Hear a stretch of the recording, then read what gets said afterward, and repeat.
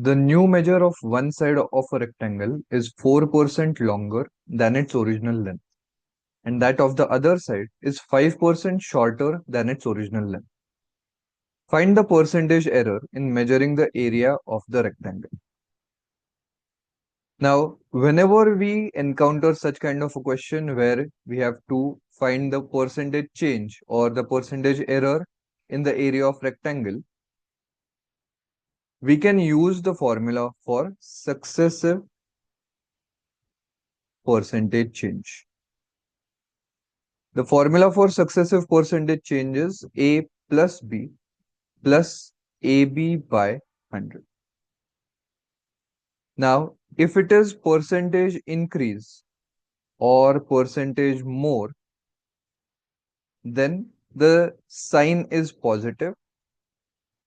And if it is percentage decrease or percentage less or something similar, the sign is negative.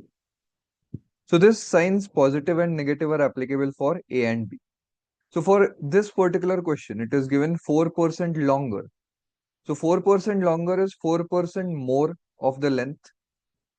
So we can say A is equal to plus 4 and the other side is 5% shorter. So 5% shorter is 5% less. So B will be minus 5. Okay. Now we are able to apply this formula because the formula for area of a rectangle is length into breadth. So here the length is increasing, breadth is decreasing, and it will have the direct implications on the area as well. And because there are two changes, we can use this formula directly. So let's substitute the values now. So A is equal to plus 4,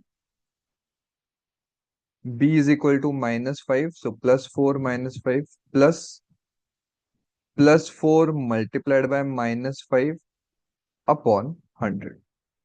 So plus 4 minus 5 is minus 1. Here the minus sign comes outside and it will become minus 0.20.